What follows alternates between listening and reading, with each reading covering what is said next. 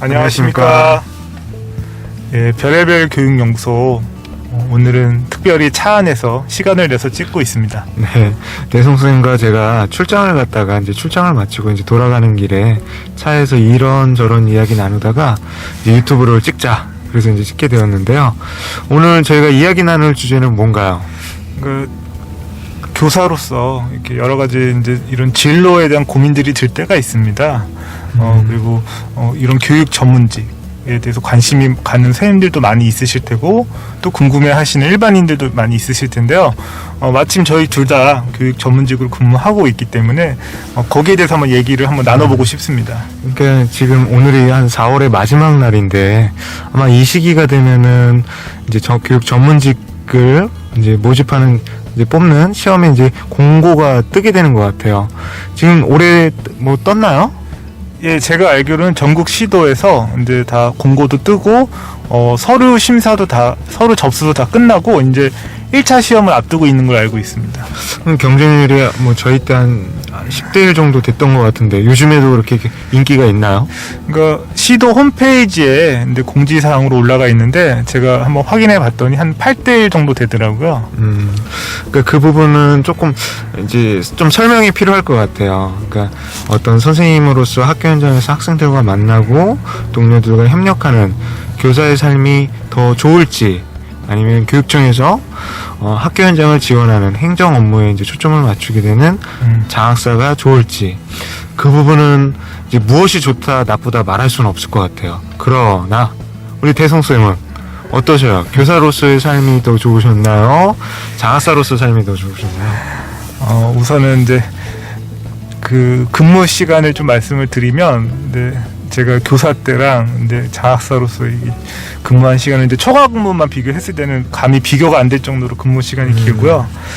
그리고 책임도 정말로 교사 시절에 저희 반 아이들하고 즐겁게 수업 활동하는 것만 생각했는데, 진짜 장학사로서는 진짜 제가 특히나 인사 장학사를 하다 보니까 정말 막중한 책임감을 느끼고 있습니다. 그러니까 밤잠을 못 이룰 정도로 이제 업무 스트레스도 받으시죠. 그러니까 저는 이제 대성쌤이 항상 모범 답안을 얘기해 주셔갖고 이제 정답을 얘기하실 줄 알았어요. 교사와 장학사는 분리된 것이 아니다. 교사와 장학사는 하나다. 훌륭한 교사가 훌륭한 장학사가 되고, 훌륭한 장학사는 결국 학교 현장으로 돌아간다. 이런 모범 답안을 말씀해 주실 거라고 생각하고 막 제가 할 말을 준비하고 있었는데 아주 현실적인 말씀을 해주셨네요. 장학사는 굉장히 많은 행정 업무에 대한 부담이 있고, 교사는 학생들과의 만남 속에서 여러 가지 보람을 얻는다는 말씀이잖아. 예. 그러면 선생님으로 돌아가고 싶다는 말씀이세요? 어떠세요? 그러니까 사실은 근데 전문직 처음에 이제 도전했을 때만 해도 너무나 힘든 과정을 거쳤고, 정말 자신도 없었고, 그래서 참 운이 좋게 합격은 해서 이렇게 교육 활동을 하고 있고요. 근데 때로는 정말로 학교를 지나갈 때 그 아이들의 웃음소리를 들을 때는 나도 아이들과 저렇게 웃으면서 즐겁게 보냈던 시절이 있었지. 근데 이 말을 하면 또 누군가는 되게 저거 진짜일까 싶어 하실 것 같아요. 그러니까 조금 민감한 말이긴 합니다. 그러니까 사람마다 이제 다 처해 보지 않았기 때문에 그 상황에 대해서는 막연한 동경이나 또 막연한 부정적인 인식을 가질 수 있을 것 같아요. 근데 이제 교사가 어떤 교사로서 학생들을 가르치기도 하지만 학교에서도 또 교육 행정을 수행하시거든요. 그리고 또 부장교사로서 또 선생님들과 함께 이제 생활하시면서 리더십도 갖게 되고, 그리고 또 협업도 하게 되는데, 장학사는 비록 이제 학생들을 직접적으로 만나진 않지만 교육청에서도 교사의 그 교육적 마인드를 갖고 학교 현장을 지원하는 일들을 하고 있습니다. 우리 대성쌤은 교사 경력이 한 어느 정도 되시나요? 저는 근데 한 16년 2개월 정도를 교사를 했었고요. 그리고 나서 전문직에 도전을 했고, 생각해보면 한 17년 정도 된 것 같습니다. 중견교사의 시기에 예. 학교에서 부장 선생님들도 부장 경력도 있으시죠? 저는 한 7년 했습니다. 부장 경력이 7년이나 되세요? 그런 부장으로서 일하시고 또 학교 현장에서 담임교사로서 근무하셨을 것 같은데, 교육청에 오셔서 학교 현장을 바라보면 어떤 점이 전문직으로서의 장점이고 어떤 점이 그 전문직으로서 단점이라고 생각하셔요? 그러니까 전문직 생활의 장점은 정말 근데 저는 지금 제가 맡은 인사 업무에 되게 이 인사 업무라는 거는 직접적으로 교육 활동을 지원하진 않지만 그 교육 활동을 하고 있는 모든 교원의 이런 인사 관리를 하기 때문에 이것도 하나의 중요한 학교 지원이다라고 생각을 하고 있고, 근데 인사 업무 하면서 좀 느꼈던 게 법규랑 규정 이런 거를 정말 정확하게 숙지하고 현장의 선생님들이 되게 애매하신 이런 일들이 많을 때 제가 정확하게 답변을 해드리고 그분들이 불이익이 없도록 지원해주는 게 되게 중요하다라고 저는 생각하고 있습니다. 그 장학사라는 어떤 직업에 장학이라는 말이 들어가잖아요. 그러니까 저희가 일반직 공무원들이나 이제 다른 분야에 있으신 분들이 근무하지 않고 현장의 교사들이 또 경력을 쌓은 교사들이 소정의 절차에 의해서 장학사로 임용되는 데는 다 그만한 이유가 있을 것 같아요. 저희 학교의 현장에 계셨던 선생님들 그리고 그 선생님들이 교육청으로 와서 여러 가지 역할들을 수행하고 계시죠. 장학사님들이 뭐 어떤 일들을 하시나요? 그러니까 우선은 이제 그 지원청을 좀 구조 이런 조직도를 보면 초등교육과를 본다고 하면 그러니까 요거부터 말씀을 해주셔야죠. 이제 각 시도교육청, 그러니까 우리나라의 행정구역에 17개 시도가 있지 않습니까? 그 시도교육청 중에 이제 한 시를 기준으로 말씀을 드리면 시교육청이 있고, 그리고 그 하위 조직으로 이제 구청에 매칭이 되는, 구청하고 조금 다르지만 교육지원청이 있는 것이죠. 예, 맞습니다. 네, 그 교육지원청에 대해서 좀 말씀해 주세요. 그러니까 시에서는 큰 계획을 세우고 그다음에 그 실질적인 지원 업무는 말 그대로 그 속해 있는 지원청, 교육지원청에서 이제 합니다. 그래서 예를 들면 예산도 배부를 하고 뭐 각종 사업에 뭐 컨설팅도 하고 뭐 감사도 사실은 근데 지원청에서 종합감사를 다 나가죠. 그래서 여러 가지 활동들 그리고 뭐 요새 코로나19에 관련된 뭐 그런 긴급적인 상황 보고도 다 지원청에서 상황실을 운영하고 있습니다. 그러니까 이런 개념으로 보시면 될 것 같아요. 단위 학교들, 이제 각 학교, 초등학교일 수도 있고, 중학교일 수도 있겠죠. 그 학교들이 학교마다 교육과정을 수립을 하게 됩니다. 근데 그 교육과정은 국가 수준의 교육과정도 있고, 시도 교육청 단위의 교육과정도 있습니다. 그걸 토대로 이제 각급 학교의 교육과정을 운영하는데, 장학사의 뭐 가장 큰 역할 중에 하나가 이제 담당하시는 학교들이 있어요. 그 학교들의 교육과정 활동들을 지원하는 역할을 합니다.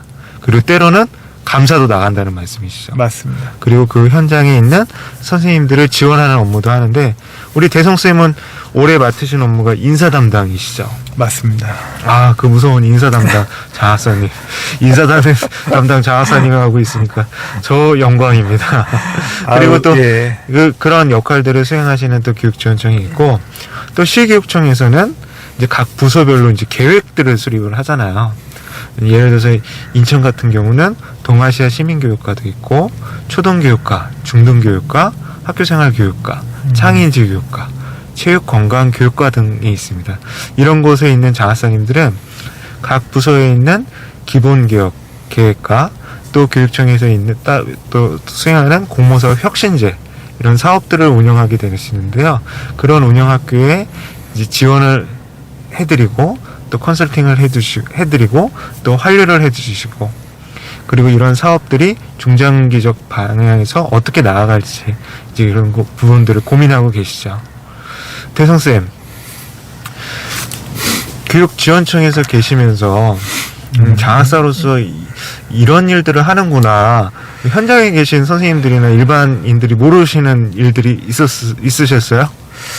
그러니까 제가 이제 강화나 이런 지원청에서 어떤 특정 업무를 맡았을 때 이렇게 많은 사업이 있었구나라는 거를 그때 가서 처음 알았습니다. 그래서 제가 체육 장학사 역할도 했었는데 정말 많은 체육 사업들이 있었다는 걸 그때 처음 알았고요.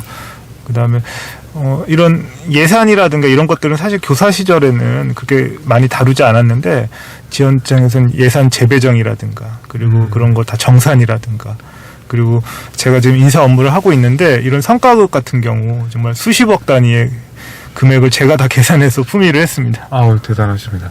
저희가 요거는 한번 입으로 한번 찍어봤으면 좋겠어요. 선생님들, 학교가 알아야 되는 인사 규정들에 대한 이야기. 근데 어찌됐든 장학사로서 정말 현장에서 교사할 때 상상도 못했던 일들을 하게 되더라고요. 약간 선생님들은 그래도 본연의 역할이 수업과 생활지도에 있다면 장학사들은 이제 그런 모든 것들을 지원하는 지원자, 촉진자, 봉사자, 안내자의 역할을 수행하게 됩니다. 그래서 심지어 어떤 예산을 학교에서 이제 교육청으로부터 받지 않습니까? 그럼 교육청에서는 그 예산들을 어떻게 쓸 것인가를 다 일종의 시방서를 짜는 거죠. 그래서 구체적으로 어떤 사업을 운영하면 협의회비가 얼마고 또 인쇄비, 수용비가 얼마고 또 어떤 지침에 의해서 어떻게 될지 그런 세세한 것들도 많이 하거든요. 그래서 자주 섞인 목소리로 장학사가 마음대로 할 수 있는 건 아무것도 없다 라는 말도 있습니다. 그렇지만 장학사가 돼서 가장 큰 보람 중에 하나가 학교 현장이 변화할 수 있고 혁신할 수 있는 그런 촉매의 역할을 할 수 있다는 거죠. 그런 변화들이 많이 있죠. 우리 김대성 장학사님 또 지금 막 말씀하시려고 했는데 정말 보람이 있었던 일 있으셨을 것 같아요. 그러니까 우선은 근데 제가 휴복직을 담당하다 보니까 근데 선생님들이 근데 미처 규정을 몰라서 이렇게 조금 어려웠던 거를 좀 제가 근데 교육부까지 문의를 해서 이게 이런 혜택이나 이런 지원 사항을 알려드렸을 때 좀 보람이 있었고 뭐 여러 가지인데 그런 규정에서 선생님들이 놓치기 쉬운 부분들을 제가 이제 교감생인가 이제 여러 협업을 통해서 좀 챙겨드릴 때 그럴 때 좀 보람이 있었습니다. 오늘 또 수십억의 예산을 또 쓰고 오셨다는 그 말씀도 아까 해주셨는데 그리고 우리 대성쌤은 연수원에도 계셨었잖아요. 예, 맞습니다. 지금 한 밴드를 꽤 많이 운영하고 계시죠? 그러니까 제가 근데 신규 교사 선생님들 한 230명 정도로 이제 밴드로 운영도 하고 뭐 유튜브로도 생방송 연수도 하고 뭐 줌으로도 했던 그런 경험이 있습니다. 그 대성쌤은 은근히 셀럽이에요. 영향력이 큽니다. 선생님들을 위한 사업을 운영하다 보니까 선생님들하고 끈끈한 네트워크가 형성이 돼요. 그게 아주 우리 대성쌤이처럼 사랑받고 싶은 이 사람들한테는 굉장히 유용할 것 같아요. 예, 그래서 우선은 이제 저는 이제 교사 시절에는 학생들과의 그런 배움이나 이런 성장에서 근데 되게 기쁨을 느꼈고 근데 전문직에 와서는 근데 선생님들을 많이 지원해드리고 있는 입장이고 학교를 지원해준 입장이거든요. 그래서 뭔가 제가 도움이 됐다고 느낄 때 참 보람이 있더라고요. 그러니까 저도 이제 그런 생각을 합니다. 교사 시절에 그런 고민들을 많이 하거든요. 5년차 교사 때, 10년차 교사 때. 또 그런 고민 속에서 자기 개발의 욕구나 어떤 선생님들과 함께 이제 어떤 프로젝트를 수행하기도 하셔요. 그래서 교육 현장에도 수많은 박사 선생님들도 계시고 맞습니다. 또 수많은 어떤 영역의 교육 영역의 전문가분들도 많으세요. 그리고 또 그런 분들이 책도 쓰시고 요즘은 유튜브도 하시고 굉장히 만족감을 얻으세요. 근데 그러한 다양한 교사로서 성장하는 그런 패키지 속에 교육 전문직을 선택하는 것도 하나의 의미 있는 패키지가 될 것 같아요. 그래서 저는 이런 생각을 합니다. 모든 선생님이 장학사를 꿈꿀 필요는 없지만 정말 내가 학교 현장을 지원하고 장학하고 행정하고 그러는데 이제 보람을 느낄 수 있다라면 도전을 해보면 돼요. 그렇지만 건강 많이 상할 수 있습니다. 굉장히 업무 강도가 세죠. 그 업무 강도 세죠. 근데 주말도 없이 일할 때도 많고, 근데 우선 또 그만큼 또 다양한 경험을 할 수 있다는 거, 그리고 정말 많은 일반직 주무관님들한테도 같이 이렇게 협업하면서 많이 배우기도 하고, 저는 그러니까 계속 매년 어떻게 보니까 기간을 옮겼습니다. 3년째 지금 3번째 기간을 와 있는데, 처음에는 좀 낯설고 힘들었는데 이제는 이 새로운 일을 배우고 하는 거에 대해서 되게 재미를 느끼고 있습니다.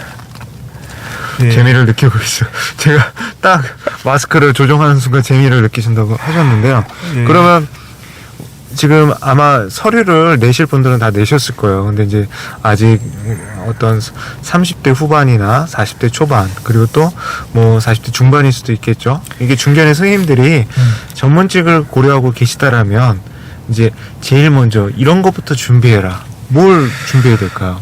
그러니까 우선은 근데 그 시도에 근데 그 홈페이지에 가서 전문직 공고를 한번 보세요. 그러면 이제 정량 평가라고 해서 이제 서류 점수로 평가하는 항목들이 있습니다. 근데 경력 점수, 조건, 뭐 예를 들면 15년 이상, 그리고 최소한의 조건이 뭐 부장 1년, 그리고 부장이 뭐 6년까지 해야지 만점이다. 그리고 학위라든가 뭐 연구대회 점수 이런 것들을 우선 알고선 어느 정도 준비를 하는 게 유리하다고 좀 말씀을 드리고 싶습니다. 그러니까 이런 거를 우리 대성 선생님이 현실적인 이야기를 해주시니까 참 감사한데 또 제가 또 이제 반대의 역할을 하겠네요. 일단은 열심히 학생들을 위해 노력하는 교사가 된 후에 교사로서 그렇게 충분히 현장을 이해하고 포용할 수 있을 때 준비하시는 게 맞을 것 같아요. 그래서 저는 제일 먼저 중요한 거는 교사로서 철학과 비전을 세워야 된다. 그 철학을 세운 이후에 이제 전문직을 도전하더라도 전문직을 합격할 수가 있고 또 전문직을 하면서 어떤 좌절하거나 이제 소진되지 않고 보람을 얻을 수 있을 것 같아요. 그래서 제가 생각하는 거는 이런 분들은 절대 전문직 시험 보면 안 될 것 같아요. 도피하고자 하는 마음, 아이들을 사랑하지 않고 학교 현장을 사랑하지 않는 분, 이분들은 이직을 하셔야 하는 게 맞을 것 같고요. 전문직에 도전하셔야 될 거는 그 누구보다 학교 현장을 사랑하시는 분들이 도전을 하셔야 될 것 같아요. 제가 오늘 좀 대성쌤처럼 말씀을 드렸네요. 그 다음에 이제 말씀하신 것처럼 일단 업무에 대한 교육청 사업에 대한 이해도가 조금 있으셔야 돼요. 그래서 아까 말씀하신 것처럼 전문직 요강도 열심히 꼼꼼히 살펴야 되고 교육부의 주요 사업 계획들을 잘 보셔야 돼요. 그리고 거기서 교육의 현안들, 이슈가 되는 일들, 그리고 교육의 패러다임, 변화 이런 것들 보셔야 돼요. 그래서 큰 안목과 작은 안목을 같이 가지셔야 됩니다. 예, 저도 혜성쌤 말에 되게 공감을 하고 제가 자기소개서 첫 페이지에 근데 저의 교육 철학을 썼습니다. 바로 상선약수라고. 근데 흐르는 물은 낮은 곳을 향하고 주변을 이롭게 한다라는 말처럼 제가 항상 낮은 겸손한 자세로 이런 학교를 지원하겠다라고 이렇게 썼던 기억이 나네요. 뒤늦게 또 이렇게 포장을 하시네요. 맞습니다. 그런데 전문직으로서 이제 도전할 때 서류를 내는 서류 중에 하나가 자기소개서가 있어요. 근데 이제 그 자기소개서는 전문직과는 상관없이 누구나 한번 써봤으면 좋겠습니다. 교사가 아니어도 상관없어요. 나에 대한 소개. 아마 웬만한 분들은 한 글자도 쓰기가 힘드실 것 같아요. 내가 어떤 사람인지 남한테 소개한다라는 거. 나를 알아야지 할 수 있는 거거든요. 그리고 나를 알아야 된다라는 건 내가 어떤 사람이 되고 싶은지를 정해야 된다는 뜻 같아요. 그래서 그런 자기소개서 중요하죠. 그래서 아까 선생님이 말씀하신 것처럼 이제 전문직에 관심을 갖는다라면 기본적으로 훌륭한 교사, 열심히 하는 교사가 되신 후에 학교의 다양한 업무를 경험해 보시는 게 중요해요. 그 업무를 경험해 보시지 못하고 장학사가 된다 하더라도 장학사로 되면 다른 분들보다 훨씬 더 힘들다고 봐야 돼요. 그래서 그런 다양한 업무를 했습니다. 그럼 이제 됐어요. 이제 여기까지 다 스킵을 하고 이제 요강을 봤어요. 요강에 어떤 사람들을 좀 관심 있게 봐야 됩니까? 우선은 이제 각 지역별로 이렇게 약간 조건들이 있어요. 그러니까 저희 지역 같은 경우는 저희 지역 근무 조건 뭐 8년 이상이다. 뭐 그런 게 안 된다고 하면 아예 응시 자체가 불가능합니다. 그리고 지금 올해는 이제 코로나19 상황이기 때문에 확진이 되면 아예 시험 자체가 불가능합니다. 그래서 그런 것들도 좀 유의하실 필요가 있고요. 그리고 이제 또 이렇게 지원할 때 서류 전형에서 가산점 항목들이 있잖아요. 예. 어떤 것들이 있나요? 그러니까 연구대 점수가 우선 있고요. 그다음 두 번째는 학위, 뭐 학사, 석사, 뭐 박사 이런 학위에 따른 차등 점수가 있고요. 그다음 말씀하신 것처럼 이제 부장 경력에 대한 그 가중치가 점점 늘어나고 있는 추세입니다. 그러니까 실제로 장학사 업무를 해보면 현장에 그런 부장 행정 경험이 되게 필요하더라고요. 그래서 현재 한 6년이 만점인데 어느 시도는 뭐 8년까지도 뭐 그런 부장 점수를 본다고 하더라고요. 저희 혜성쌤이야말로 부장 많이 하셨죠? 몇 년 하셨어요? 글쎄요. 제가 알기로 한 10년 하신 걸로 알고 있는데. 10년 조금 넘게 했는데요. 근데 그 부장교사로서의 경험이 이제 제가 전문직이 되고 업무를 수행하는데 많은 도움이 되죠. 근데 이제 아쉬운 부분도 있습니다. 이 부장으로서의 더 역할이 지금 와서 또 보이는 것들이 있거든요. 그러니까 교사라는 게 성장하는 직업인 것 같아요. 이제 다른 분들은 평생 교사로서의 삶 굉장히 지루하고 답답할 거라고 생각하지만 참 생애 주기별로 다양한 역할을 수행할 수가 있어요. 학년에서 막내 교사로서 또 중견 교사로서 부장 교사로서 그런 역할들을 수행하시고 나중에 이제 교육 전문직에 도전한다면 뜻깊으실 텐데 이제 교육 전문직 같은 경우는 이제 시험이 보통 1차, 2차, 3차로 되어 있죠. 맞습니다. 그래서 1차 같은 경우는 아까 말씀하신 것처럼 서류 전형을 포함하고 그다음에 서류 전형과 함께 요즘은 시도마다 조금씩 다릅니다. 인성평가를 하죠. 예, 맞습니다. 인성평가가 뭔지 조금 소개를 해주셔요. 그러니까 시도별로 조금씩 다르기 때문에 근데 말씀드리기 좀 조심스러운데 근데 현장의 동료 평가라고 생각하시면 될 것 같아요. 뭐 관리자, 뭐 선후배 해서 10년 정도 같이 근무한 교사를 최대한 30년까지도 같이 이렇게 평가를 하는 걸로 알고 있습니다. 아, 그것도 완전 심장이 쿵 하는데요. 저희가 학교라는 것도 사회생활인데 열심히 생활하다 보면 본의 아니게 서로 이제 다툼이 있는 분도 있고 서로 화합하지 못하는 경우도 있고 또 사실은 잘 모르는 분들도 있는데 30분을 이제 뭐 표집을 인원수는 해서 제가 정확하지 않습니다. 그러니까 40분에서 30분인 것 같아요. 표집해서 이제 최고점, 최하점을 하고 그거의 점수로 이제 평균을 내서 이제 반영한다는 거잖아요. 어우, 진짜 동료 선생님들하고 좋은 관계를 유지 안 하시면 아예 시험 보시면 생각을 하면 안 되겠어요. 그러니까 저는 지금 돌이켜보면 참 운이 좋았다. 다 좋으신 분들의 이렇게 도움을 받으면서 이 자리에 왔다는 생각이 들어요. 아유, 제가 대성쌤 잘 알지만 항상 겸손하고 동료 선생님들한테 잘하셨어요. 그리고 이제 보통은 선배님들한테 또는 학교장이나 교감 선생님한테만 잘하는 경우가 많은데 후배들한테도 굉장히 예의 바르게 잘 하시고 또 잘 도와주시고 또 여러 가지 같이 이제 프로젝트들이 있으면 함께 협력하셨던 걸로 알고 있고 이제 그런 것들이 굉장히 중요하네요. 정성적인 부분. 맞습니다. 그리고 이제 그 부분을 통해서 한 다음에 이제 2차 때는 논술과 기획이라는 이제 평가를 보게 되는 거죠. 그러니까 제가 알기로는 1차 때가 이제 그 1차군요. 그게 1차 평가고요. 그다음에 2차가 이제 그런 자기소개서 발표와 함께 주어진 문제에 대해서 뭐 답변하는 그런 평가, 면접, 역량 평가라고 했나요? 그리고 3차가 아마 토론이었던 것 같아요. 3차는 집단 토론. 근데 저희가 이렇게 전형에 대해서 이제 말씀을 드렸는데 제가 다시 좀 정정을 하겠습니다.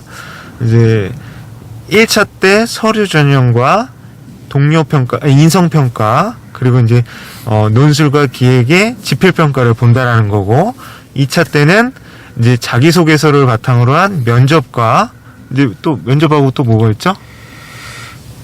구술 뭐 이렇게 역량평가라고 하는 것들을 보고 3차 때는 이제 집단 토론을 하는 거죠. 저희가 지금 이렇게 말씀드린 게 이제 시험의 기본적인 이제 구성인 것 같아요. 근데 저희가 여기서 이야기를 이어가고 싶은데 20분에서 저희가 예. 2부로 이어가는 건 어떨까요? 2부에서. 예, 좋습니다. 그래서 제가 그 교육 철학 근데 마지막 제가 좋아하는 말이 있어요. 그러니까 보통 제가 카카오톡 프로필을 이 네이클로버로 해놨습니다. 왜냐하니까 이 네이클로버는 행복을 뜻한대요.